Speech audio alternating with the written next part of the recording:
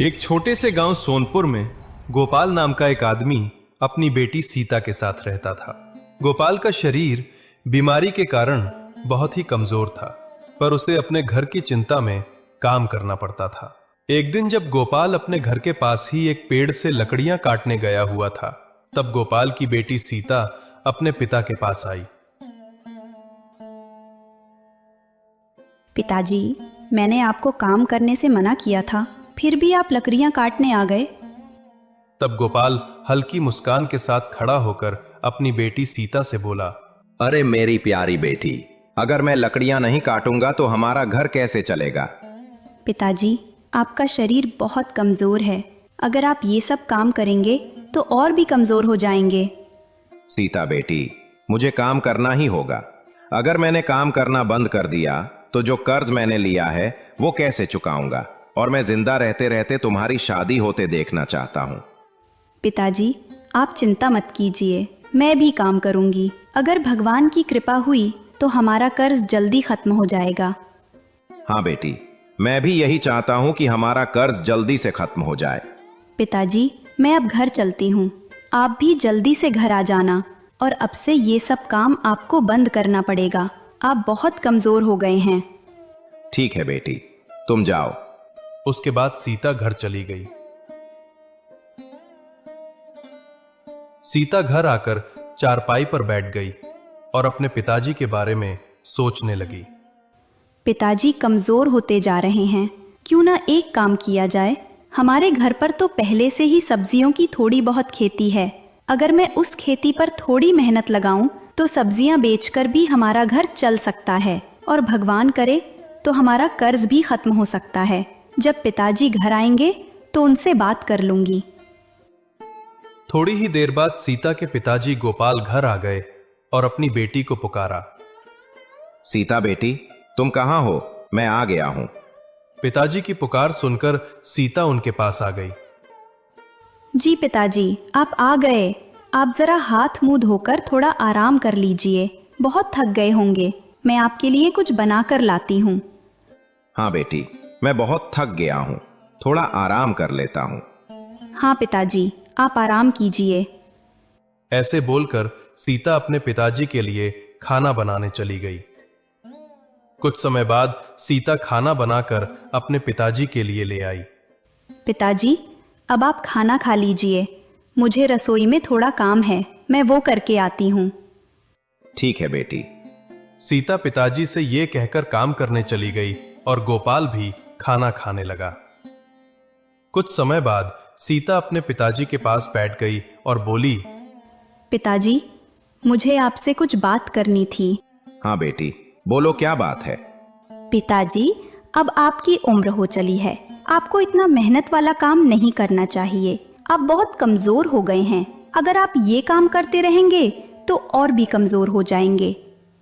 लेकिन बेटी, मुझे इसके अलावा कोई और काम आता ही कहाँ है। अगर मैं ये काम नहीं करूंगा तो हमारा घर कैसे चलेगा, और ऊपर से कर्ज की चिंता तो अलग ही है।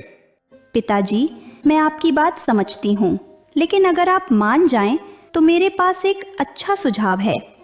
अरे बेटी, अगर तूने कुछ सोचा होगा तो अच्छा ही सोचा होगा, इसमें ना मानने वाली बात ही नहीं है। जरा बता तो, कैसा सुझाव है? पिताजी, आप इतना ज्यादा मेहनत करके जंगल में लकड़ियां काटने जाते हैं, उससे तो अच्छा है कि हमारे पास जो सब्जियों की थोड़ी बहुत खेती है उसी पर आप और मैं दोनों मेहनत करें। फिर आप बाजार जाकर सब्जियां बेच दिया करना, इससे आपके शरीर को भी थोड़ा आराम मिलेगा और हमारा घर भी चल जाएगा। बेटी, तेरा सुझाव तो बहुत अच्छा है, लेकिन हमारे ऊपर जो कर्ज का बोझ है, क्या हम सब्जियां बेचकर वो कर्ज चुका पाएंगे, वो तो पता नहीं। पिताजी, लेकिन आपकी सेहत के बारे में भी सोचना पड़ेगा। अब आपके शरीर को आरामदायक काम की जरूरत है। अगर भगवान चाहे तो सब्जियां बेचकर ही कर्ज का बोझ उतर जाएगा और हमारी जिंदगी भी आसान हो जाएगी। मेरी बेटी अब इतनी बड़ी और समझदार हो गई है कि मुझसे भी ज्यादा समझदारी की बातें करती है। तो फिर ये तय हुआ कि अब हम दोनों मिलकर सब्जियों की खेती पर मेहनत करेंगे और उन सब्जियों को बाजार में बेचने ले जाएंगे। इससे मेरे शरीर को भी बहुत आराम मिलेगा।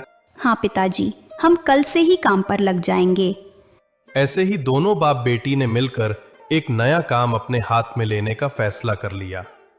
पिछले दिन गोपाल और उनकी बेटी सीता दोनों अपनी सब्जियों की खेती की ओर निकल पड़े। गोपाल और उनकी बेटी सीता दोनों आकर अपनी खेती की जमीन के किनारे खड़े हो गए। तभी सीता बोली, पिताजी, हमारे पास इतनी अच्छी खेती की जमीन है, हम यहीं पर सब्जियों के बीज लगाएंगे और उनकी देखभाल करेंगे। जब वो बड़े हो जाएंगे तो आप उन्हें बाजार में बेच देना। अब आपकी उम्र हो चली है, लकड़ियां काटने का जोर आपके शरीर में नहीं रहा। हाँ बेटी, तूने बिल्कुल सही कहा। यही हमारे घर चलने का सही तरीका है। तो फिर मैं बेकार में अपने शरीर को क्यों कष्ट दूं? हाँ पिताजी, अगर हम इसी काम को मन और लगन से करें तो भगवान की कृपा से हमारा कर्ज का बोझ भी उतर जाएगा। हाँ बेटी, तूने सही कहा। चल, अब हम सब्जियों के बीज लगा देते हैं। उसके बाद गोपाल और सीता खेत की जमीन पर उतरकर बीज लगाने लगे। गोपाल और सीता खेत का काम निपटाकर जब घर जा रहे थे, तब रास्ते में उन्हें भैरव मिल गया। भैरव वही आदमी था जिससे गोपाल ने कर्ज लिया था। गोपाल, अच्छा हुआ तुम यहीं मिल गए। तुमने जो मुझसे 3 महीने पहले कर्ज लिया था, उसका तो कोई अता पता ही नहीं। ना ब्याज दे रहे हो, ना पूरा कर्ज चुका रहे हो। भैरव भैया, आप मुझे कुछ महीने की मोहलत दीजिए, मैं कुछ ना कुछ जरूर कर लूंगा। अरे ये कैसी बात हुई भला? 3 महीने तो बीत चुके हैं, तुम्हें अभी और भी वक्त चाहिए क्या? चाचा जी, आप हमें कुछ महीने और दीजिए, हम कुछ ना कुछ जरूर करेंगे। पिताजी का शरीर अब कमजोर हो गया है, पहले जैसा ज्यादा मेहनत वाला काम अब वो नहीं कर सकते। आप बस हमें कुछ महीने और दे दीजिए। गोपाल, जब तुम्हें पैसों की जरूरत थी तब मैंने तुम्हें पैसे देकर मदद की, और अब तुम मेरे पैसे लौटाना नहीं चाह रहे हो? अरे भैरव भैया, आप गलत समझ रहे हैं। मैं आपके पैसे लौटा दूंगा, बस मुझे कुछ महीने की मोहलत दे दीजिए। सीता ने भी आपसे कहा कि अब मेरे शरीर में पहले जैसी ताकत नहीं रही। अभी हमने एक नया काम हाथ में लिया है, मैं आपका पैसा जल्दी लौटा दूंगा। ठीक है, मैं तुम्हें आखिरी 2 महीने का वक्त देता हूं। 2 महीने बाद मुझे ब्याज समेत पूरा पैसा चाहिए। ठीक है भैरव भैया, मैं कोशिश करूंगा कि आपका कर्ज जल्द से जल्द चुका दूं। ऐसा कहकर गोपाल और सीता अपने घर की तरफ चल पड़े और भैरव भी अपने रास्ते पर निकल पड़ा। रात का समय है। गोपाल और उनकी बेटी सीता एक साथ बैठे हुए हैं। पिताजी, आज तो भैरव चाचा ने बहुत कड़ाई से कह दिया कि उन्हें 2 महीने के अंदर ब्याज समेत पूरा पैसा चाहिए। इतने कम समय में हम इतना पैसा कहां से लाएंगे?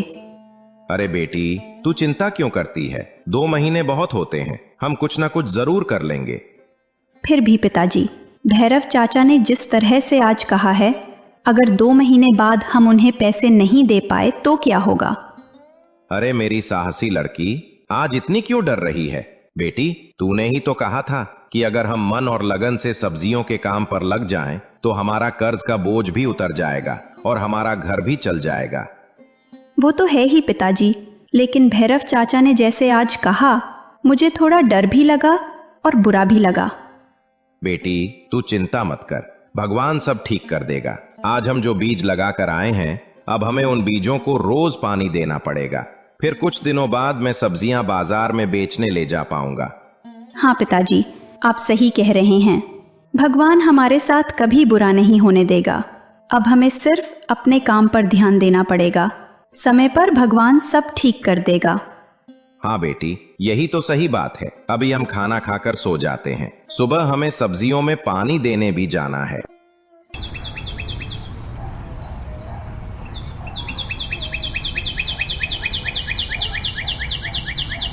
कुछ दिनों बाद गोपाल और उनकी बेटी सीता अपनी सब्जियों की खेती के पास आ गए।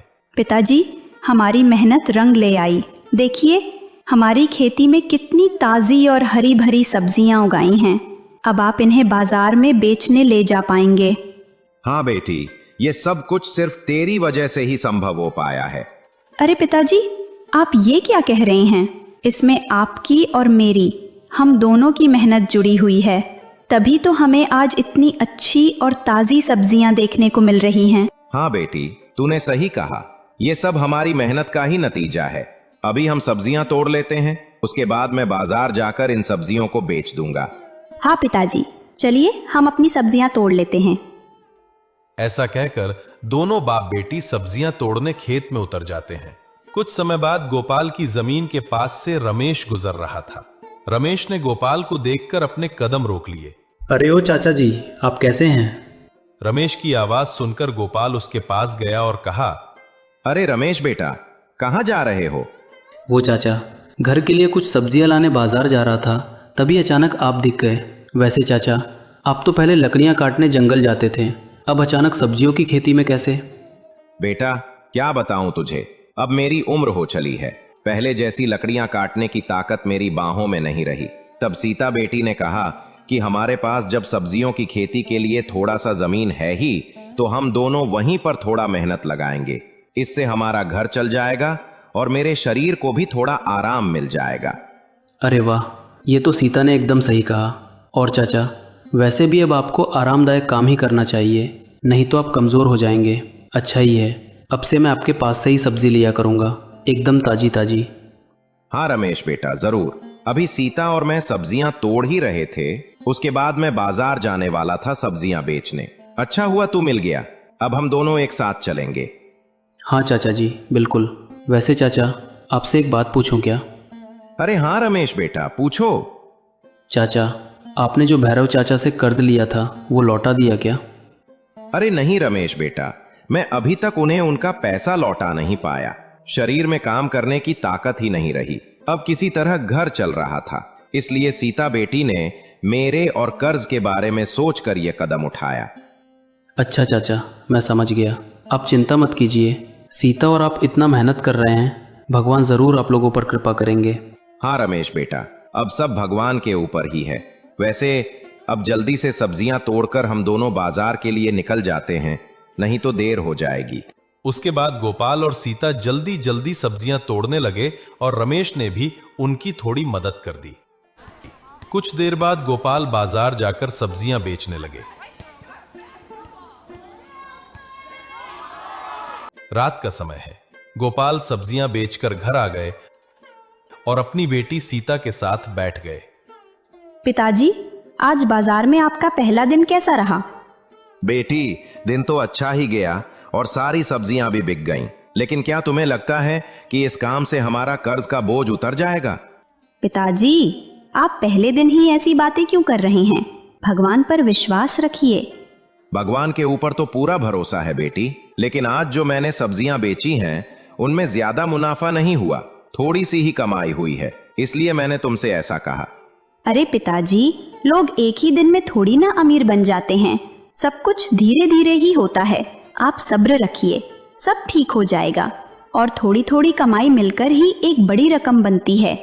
हाँ बेटी, तेरी बात तो सही है, लेकिन भैरव ने जो हमें 2 महीने का वक्त दिया था वो कुछ दिनों में पूरा होने वाला है, इसलिए मुझे चिंता हो रही है।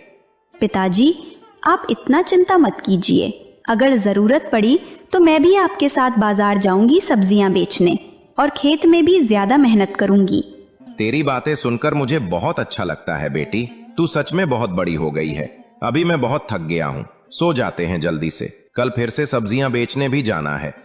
हाँ पिताजी, आप ज्यादा चिंता मत कीजिए, जो होगा अच्छा ही होगा।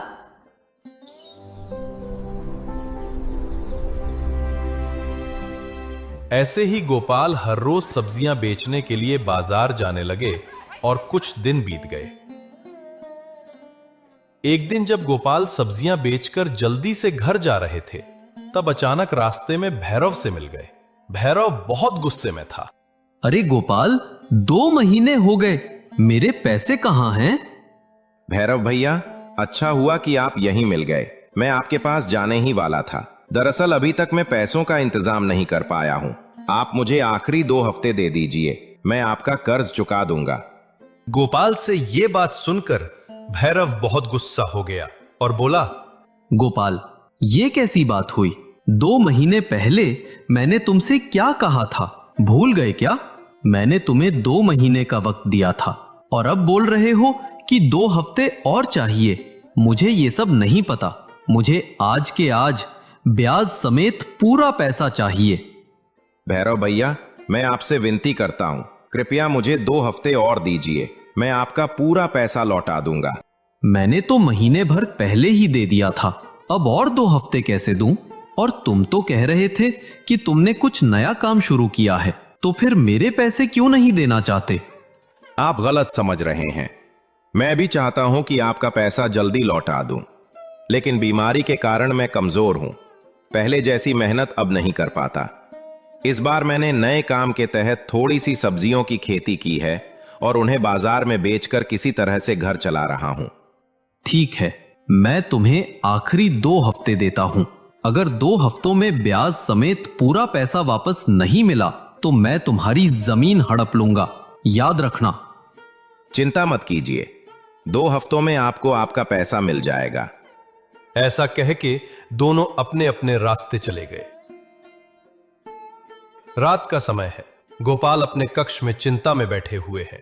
कुछ देर बाद गोपाल के पास उनकी बेटी सीता आ जाती है और उनके पास बैठ जाती है। क्या हुआ पिताजी, आप इतनी चिंता में क्यों हैं आज? आपको कुछ हुआ है क्या? वो दरअसल बेटी, आज बाजार से आते वक्त रास्ते पर भैरव मिला था। भैरव चाचा ने कुछ कहा है क्या पिताजी, जिसकी वजह से आप इतने चिंता में हैं? बेटी, भैरव ने कहा है कि अगर अगले 2 हफ्ते में हमने उन्हें ब्याज समेत पूरा पैसा नहीं दिया तो वो हमारी जमीन हड़प लेगा। गोपाल से यह बात सुनकर सीता भी चिंता में आ गई। बेटी, किसी तरह से थोड़ी सब्जियों की खेती करके घर चला रहा हूं। अब 2 हफ्ते में इतना पैसा हम कहां से लाएंगे? पिताजी, आप इतना चिंता मत कीजिए, हम कुछ ना कुछ जरूर कर लेंगे और 2 हफ्ते बहुत हैं। आप और मैं, हम दोनों मिलकर कुछ ना कुछ कर ही लेंगे। लेकिन बेटी, करें तो क्या करें? सब्जी की खेती भी थोड़ी सी ही है, जो बेचकर सिर्फ घर का राशन ही आ पाता है। इतना सारा ब्याज के साथ पूरा पैसा कहां से जुगाड़ करें? पिताजी, आप चिंता मत कीजिए, अब से मैं और ज्यादा मेहनत करूंगी और ज्यादा सब्जियों के बीज लगाऊंगी और आपके साथ मैं भी सब्जियां बेचने बाजार जाऊंगी। अगले 2 हफ्तों में जैसे भी करके हम भैरव चाचा का कर्ज चुका देंगे। आप बिल्कुल चिंता मत कीजिए। मुझे तेरी जैसी बेटी मिली है, ये मेरा बहुत बड़ा सौभाग्य है। तुझे लेकर मुझे गर्व है कि तू मेरी बेटी है। पिताजी, अभी आप ये सब बातें छोड़िए, आप थक गए होंगे, अब आप आराम कीजिए। कल हम दोनों अपनी जमीन पर जाकर जितने हो सके उतने सब्जियों के बीज लगाएंगे और उनकी देखभाल करेंगे, ताकि उन सब्जियों को बेचकर हम कर्ज के बोझ से निकल जाएं।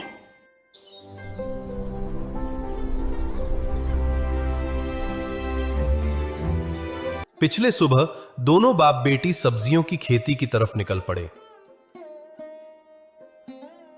खेती में पहुंचकर गोपाल और सीता दोनों सब्जियों के बीज लगाने लग गए।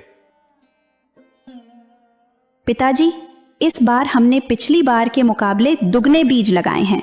अब हमें 1 हफ्ते तक इनकी देखभाल करनी पड़ेगी और दूसरे हफ्ते हम सब्जियों को बेचने के लिए बाजार ले जाएंगे। हाँ बेटी, भगवान करे इससे हमारा कर्ज चुक जाए, नहीं तो भैरव हमारी जमीन हड़प लेगा। अरे पिताजी, आप ऐसे नकारात्मक बातें क्यों कर रहे हैं? भगवान के ऊपर विश्वास रखिए। और मैंने एक बात सोची है पिताजी। कैसी बात बेटी? इस बार हमने ज्यादा बीज लगाए हैं तो सब्जियां भी ज्यादा ही उगेंगी, इसलिए आप और मैं अलग अलग जाकर सब्जियां बेचेंगे। बेटी, मैं कुछ समझा नहीं।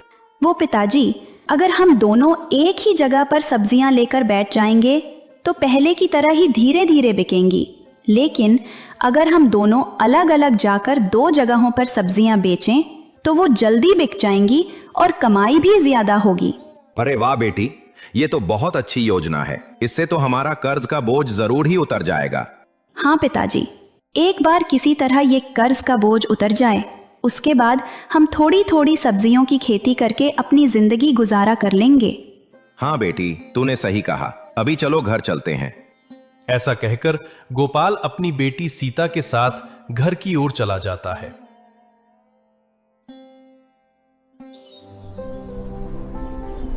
एक हफ्ते बाद गोपाल और सीता खेत की ओर निकल पड़े। खेत पर पहुंचते ही दोनों सब्जियां तोड़ने लग गए। पिताजी, इस बार तो पहले के मुकाबले दुगनी सब्जियां उगी हैं। अब हमने इन्हें तोड़ लिया है। बस तुम्हारे कहे मुताबिक हम दोनों को अलग अलग बैठकर इन सब्जियों को बेचना होगा। हाँ पिताजी, इन सब्जियों को बेचकर जो भी पैसे मिलेंगे हम भैरव चाचा का कर्ज चुका देंगे। मुझे विश्वास है कि जब हम दोनों ये सब्जियां बेचेंगे तो हमारा कर्ज ब्याज समेत जरूर चुक जाएगा। वैसे भी हमने इस खेत पर बहुत मेहनत की है, भगवान हमें निराश नहीं करेगा। हाँ, अभी चलो हम इन सब्जियों को बाजार में बेच देते हैं। कुछ देर बाद सीता बाजार के एक तरफ बैठकर सब्जियां बेचने लगी। रात का समय है। गोपाल और सीता बैठे हुए हैं। बेटी, आज हमारी मेहनत रंग लाई है। अब हमारा कर्ज का बोझ उतर जाएगा। कल हम दोनों जाकर भैरव भैया को ब्याज समेत पूरा कर्ज चुका देंगे। हाँ पिताजी, हमने बहुत मेहनत की है, भगवान हमें कैसे निराश कर सकता है। आज इसी मेहनत की वजह से सब्जियां बेचकर हम कर्ज के जाल से निकल जाएंगे। हाँ बेटी, ये सब कुछ तेरी वजह से ही मुमकिन हो पाया है, नहीं तो मैं तो हार ही मान चुका था। नहीं पिताजी, ये हम दोनों की मेहनत का फल है। कल कर्ज चुक जाने के बाद हमारी जिंदगी आसान हो जाएगी और हम खुशी खुशी रह पाएंगे। हाँ बेटी, अभी खाना खा के सो जाते हैं, आज बहुत ज्यादा थक गया हूँ। पिछले सुबह गोपाल और सीता दोनों भैरव के घर उनका कर्ज चुकाने निकल गए। कुछ देर बाद दोनों भैरव के घर पहुंच गए। गोपाल, तू तो 2 हफ्ते पूरे होने से 2 दिन पहले ही आ गया। पैसे लाया है या नहीं? जी भैरव भैया, मैं ब्याज समेत पूरे पैसे लेकर आया हूँ। ऐसा कहकर गोपाल भैरव को पैसे दे देता है। इसमें अभी तक के जितने ब्याज होते हैं सब हैं, आप देख लेना। हाँ हाँ ठीक है, वैसे भी तूने पैसे लौटाने में बहुत वक्त लगाया है। उसके लिए आप मुझे माफ कर दीजिए। मेरे हालात ही ऐसे थे कि मैं आपके पैसे दे नहीं पा रहा था। हाँ हाँ ठीक है, कोई नहीं, अभी हिसाब बराबर है। भैरव को पैसे देकर दोनों वहां से निकल गए। ऐसे ही सीता के साहस और दोनों की मेहनत से कर्ज का बोझ उतर गया और दोनों खुशी खुशी अपनी जिंदगी जीने लगे।